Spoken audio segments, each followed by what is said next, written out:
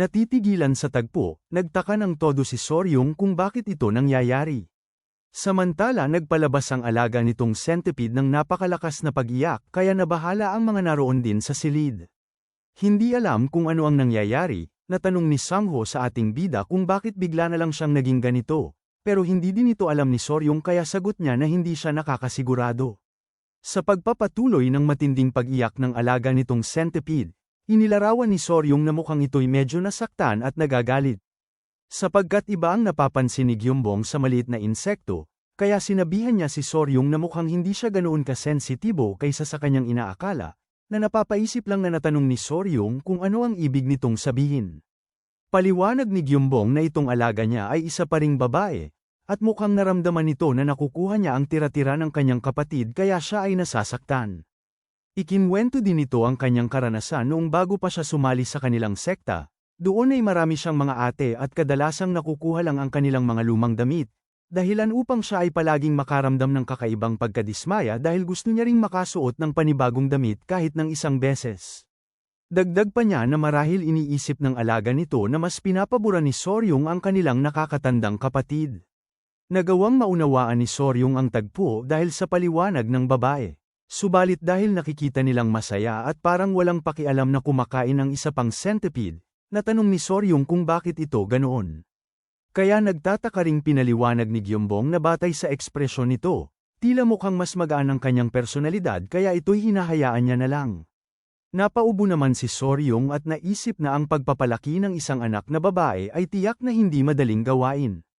Kasunod ay ang paglapit niya sa kanyang alaga at pag-alay ng pagkain habang sinasabihan na huwag siyang maging ganito dahil ang ibinibigay niya ay isang magandang bagay na napupuno ng internal energy, dagdag pa niya na gusto niya rin itong lumaki na kasing astig gaya ng ate nitong si Cho. Pilit namang inialay ni Soryong ang balat sa maliit na insekto pero nagpatuloy lang ito sa pagtatampo.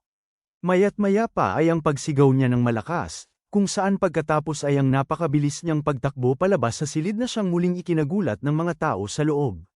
Dahil dito, natigilan si Soryong habang nag-aalalang na tanong ni Gyeongbong kung ano ang kanilang dapat gawin. Wala namang may nagawa ang ating bida kundi ang matigilan sa kanyang kinatatayuan habang pinagpapawisan ng todo. Samantala sa labas ng gusali ay makikita natin ang maliit na centipede na patuloy pa rin sa pagtakbo habang umiiyak ng todo. Makalipas ng ilang oras kinahapunan sa Beast Palace, makikita natin ngayon si Hwa-yun na hawak na ang maliit na centipede sa kanyang bisig at nauunawaan ang mga pangyayari.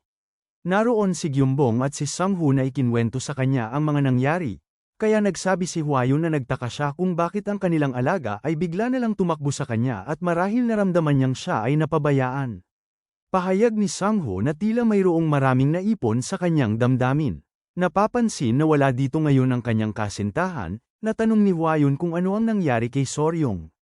Paliwanag ni Sang-ho na siya ay nayelo sa kanyang kinatatayuan ng ilang sandali, na tila bang natamaan ng isang napakatinding pagkabigla.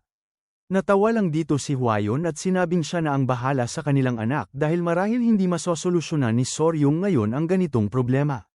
Dagdag pa niya na sinasabi nila, na pagkatapos ng lahat, walang lunas sa pagtatalo ng ama at anak na babae. Makalipas ng ilang minuto ay tumungo tayo pabalik sa loob ng silid sa Beast Palace, kung saan naroon si Soryong at buong lakas na lumuhod at nagmakaawa. Nagpapakiusap siya sa Flying Serpent o Bishien Sinsa kung mayroon pa ba itong natitirang inner core na pwede niyang mabigay, subalit nagpalabas lang ito ng nagagalit na tunog bilang sagot. Sa lakas ng ipinapalabas nitong aura dahil sa kanyang galit, wala nang may nagawa si Soryong kundi ang manghingi ng kapatawaran at magsabing ito'y kanyang binabawi. Napabuntong hininga na lang siya ng malakas at pinaliwanag na nagtatanong siya dahil desperado na siyang kumakapit sa maliliit na bagay, at natanong niya na hindi ba nakita din ito kung gaano nagalit ang alaga nito. Kumalma naman ang Flying Serpent at tumango bilang pasang-ayon sa kanyang tanong. Pinagmamasdan itong nakakulong na Bishien Sinsa. Naisip ni Soryong na dapat ay mas nagagalit ito ngayon kesa sa kanilang alaga dahil 2 beses na itong nanakawan ng inner core, kaya naisip din niya na hindi kaya mas mabait ito kesa sa kanyang inaakala.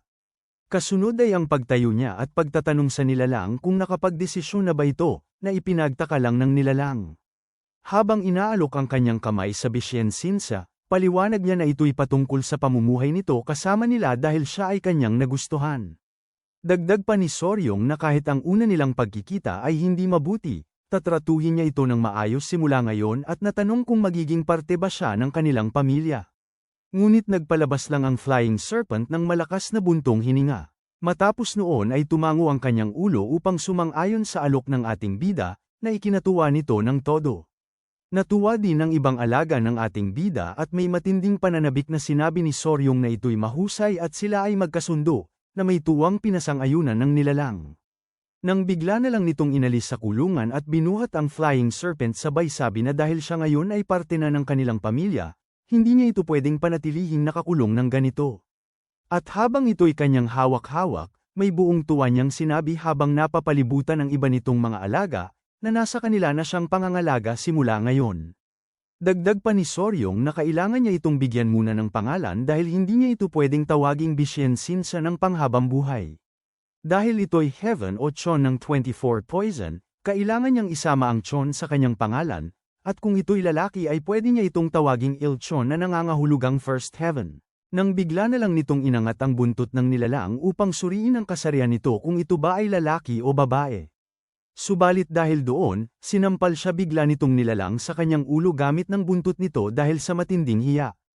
Samantala nagtaka lang ang mga ibang mga alaga sa tabi dahil sa pangyayari.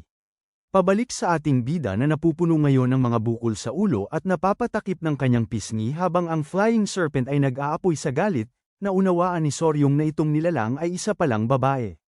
Dahil dito, agad na nang hingi ng patawad ang ating bida dahil inaakala niya na positibo itong lalaki, pero nagpalabas ang nilalang ng nagagalit na tunog bilang hindi pagsang-ayon doon. Nalalaman ngayon na ito'y babae, na pag-isipan ni Soryong na bigyan ito ng cute na pangalan. At dahil sa maganda nitong kulay emerald na buhok, kung ito ay isasalin ay nangangahulugan ito bilang Yondu. Kaya natanong niya kung ano ang tingin nito sa pangalang Yondu. Wala namang may naging imik dito ang nilalang kaya ang ibig sabihin ay nagustuhan niya ito. Dahil dito, napagdesisyon na ni Soryong na tawagin ang bagong miyembro ng kanilang pamilya bilang si Yondu, na napapabuntong hininga lang at namumula ang mga pisngi nitong pinasang-ayunan. Ngunit dahil nakalimutan niyang idagdag ang Chon sa pangalan ng Flying Serpent, sinabi niya na tatawagin na nila ito ngayon bilang si Chon Yondu. Nang bigla na lang sumigaw si Soryong dahil may pumasok sa kanyang isipan dahil sa ganitong pangalan, dahilan upang magulat din si Chon Yondu at magtaka kung ano ang problema. Saad ni Soryong na sabi nga nila, ang mga batang mayroong kakaibang pangalan ay nabubuhay ng napakatagal. Sa pagpapatuloy ng gabi sa Beast Palace, ganoon na lamang, ang pangalan ng Bishensinsa ay naging Chon Yondu o Smallpox. Kinabukasan sa sumunod na araw, tumungo tayo sa palasyo ng Beast Palace kung saan ngayon nagtitipon ang mga kabataan kasama ng matandang patriarka at ng Palace Lord. Dito habang nakalapag ang isang scroll sa lamesa, nang hingi ng patawad si Sanghu sa pagbibigay istorbo sa kanila ng matandang patriarka, pero sagot nito na huwag itong magsabi ng ganitong bagay dahil sila ay parte rin ng alliance, kaya natural lang sa kanila na akuin ang isang mahalagang misyon. Dahil ang party ni Sangho ay hindi makaalis sa Beast Palace sa loob ng ilang araw dahil sumasailalim sila sa gamutan, sila ang humawak sa gawain ng paghatid sa impormasyong ipinapaabot ng Elder Divine Traveler. Bukod pa rito, kailangan din nilang ibigay alam sa Murim Alliance ang patungkol sa alyansa sa pagitan ng Blood Cult at ng Five Poison Sect na nadiskubre nila sa laban nila kay Chang Yu. Pati na rin ang katotohanan na nakalikha na ng antidote para sa lason na ginagamit nila sa mga miyembro ng Blood Cult. At malinaw dito na ang puwersa na kinakailangan nilang harapin ay mas lumaki kesa noon. Gayunpaman, napagdesisyon na nila na gamitin itong pagkakataon upang isali ang Beast Palace sa Murim Alliance, kaya napagpasyahan ni Sulpyo na sumama sa kanilang paglalakbay. Matapos noon ay lumipat ang eksena habang mayroon tayong makikitang mga paang nasa labas. Ito ay pagmamay-ari ni Soryong na nagbibigay ngayon ng pagrespeto at paalam sa kanila ni Sanghu at ng Beast Palace. Sinabi niya na magkikita silang muli at nagpakiusap na ipaabot ang pagbati kay Gyu Song sa oras na ito'y magising, na sinagot lang din ni Sanghu habang nagbibigay din ng pagrespeto na alagaan nito ang kanyang sarili. At ganoon na lamang, umalis sila sa Beast Palace. Nagpatuloy sila sa kanilang paglalakbay upang maghanda para sa Blood Cult, at para din gumawa ng panibagong lason. Pero bago noon, napagdesisyon na nilang huminto muna sa angkan ng Tang. Sa sandaling maabot nila ang kanilang teritoryo, Sinabi ni Soryong sa kanyang ate na sila ay nandito na. Nakikita ito mismo ng kanyang sariling mga mata, may malaking pananabik na natanong ni Solpyo kung ito ba ang angka ng Sichuantang, at inilarawan niya na ito ay sobrang laki. Naisip naman ni Soryong na ang ate niyang si Solpyo ay isang babaeng probinsyana galing sa Yunnan, at marahil namamangha ito dahil unang beses pa lang niyang makabisita sa isang lungsod. Samantala, hindi naman makapaniwala si Solpyo na ang buong kabundukan ay binubuo ng teritoryo ng angka ng Tang. Saad ng matandang patriarka na dahil nakaranas sila ng sobrang pagtanggap at kabutihang loob habang nananatili sa Beast Palace, dapat isipin ni Solpyo na itong lugar ay kanya na ding tahanan at siya ay manatili ng komportable. Nagpasalamat si Solpyo dahil dito, samantala mapapansin natin ang pagkataranta ni Huayon habang may hinahanap sa loob ng kanyang damit. Nang bigla na lang siyang napasigaw dahil sa kanyang naunawaan. Tinawag niya ang atensyon ni Soryong at sinabing mayroong kakilakilabot na nangyari, kaya nagtatakang natanong ng ating bida kung ano ang problema.